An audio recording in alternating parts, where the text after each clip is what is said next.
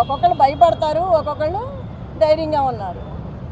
వాళ్ళు కూడా మనం అనే పని లేదు, వాళ్ళ ఇబ్బందులు వాళ్ళకు ఉంటాయి, వాళ్ళ సమస్యలు వాళ్ళకు ఉంటాయి, తర్వాత ఏంటనేది.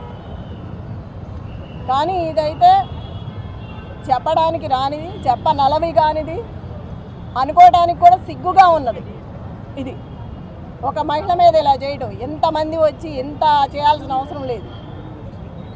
ఇంతకుముందు లాస్ట్ ఎలక్షన్ ఎలా జరిగింది, ఈ బై ఎలక్షన్ ఎలా జరిగింది, అన్ని చోట్ల జరిగిన బై ఎలక్షన్స్ ఎలా జరిగినాయి, ఒక రౌడీ రాజ్యంతో జరిగింది ఇది.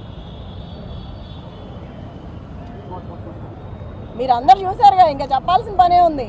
ఈ రౌడీజం చూస్తున్నారు కదా, 3 months నుంచి 4 months నుంచి చూస్తూనే ఉన్నారు. మాట్లాడితే అమ్మాయి మాట్లాడింది అంటారు, నవ్వితే నవ్వింది అంటారు, గట్టిగా మాట్లాడితే ఇవాళ ఎందుకు గట్టిగా మాట్లాడింది అంటారు. మనం రౌడీజం మాత్రం రోజు చేయొచ్చు. ఒక కార్యకర్తకి అండగా ఉండాలి కదా. మరి అందరి కార్యకర్తలకి భయపెట్టిన వాళ్ళ దగ్గరికి వెళ్ళి ధైర్యం చెప్పి అండగా నిలబడి కార్యకర్తల కోసం మాట్లాడిన దాన్ని కూడా తప్పుగా తీసుకున్నారు, దాన్ని కూడా భూతద్దంలో చూపించారు.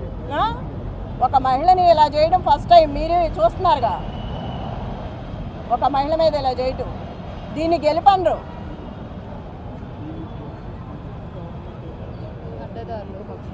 అడ్డదారులు వచ్చి అడ్డంగా చేసి, నేను చూసా కదా మొన్న, నేను అడ్డం పడ్డాను, ఎక్కడికక్కడ అడ్డం పడతానే వచ్చాను, చాలా చేసుకుంటూ వచ్చాము. అది కూడా లేడీస్ని చేసుకొచ్చాం, అన్ని చోట్ల లేడీస్నే చేసాము, అంత ధైర్యంగా నిలబడి.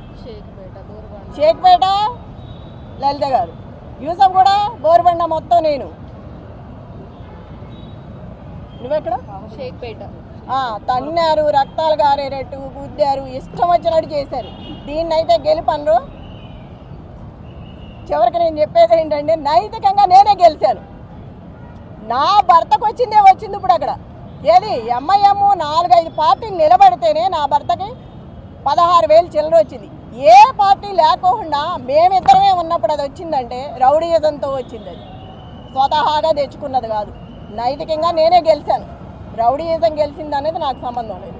అది గెలిపే కాదు అసలుకి,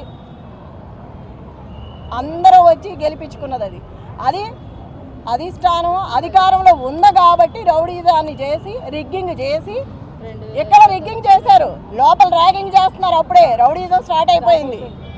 ఆల్రెడీ మార్నింగ్ నుంచే స్టార్ట్ అయింది. మేము చీరలు కట్టుకుంటే చీరల మీద కామెంట్స్, ఎదవలు ఇచ్చిన చీరలు కట్టుకొని వచ్చామని అంటున్నారు. మరి ఎక్కడ స్టార్ట్ అయింది? అప్పుడే ర్యాగింగ్ స్టార్ట్ అయింది. ఆడలేదు మగ లేదు, మహిళలకు ఇట్లాగే చేసేది. గెలిస్తే గెలువు, ఏదో జన్మానికో శివరాత్రి అని గెలిచావు. ఇప్పుడు గోపీనాథ్ ఉన్నంతకాలం మూసుకొని కూర్చున్నావు. గోపీనాథ్ లేకపోయేసరికి బయటకు వచ్చి ఇవాళ నీ ప్రతాపం చూపిస్తున్నావు. నీ గెలిపేం కాదు ఇది, అందరూ కలిసి చేసిన గెలుపు నీకు. అది నీ స్వతహాగా గెలిచింది కాదు.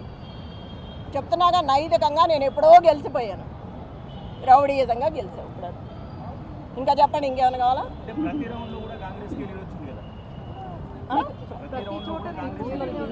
బూతుల రిగ్గింగ్ ప్రతి చోట తన్నడము గుద్దడమే కదా.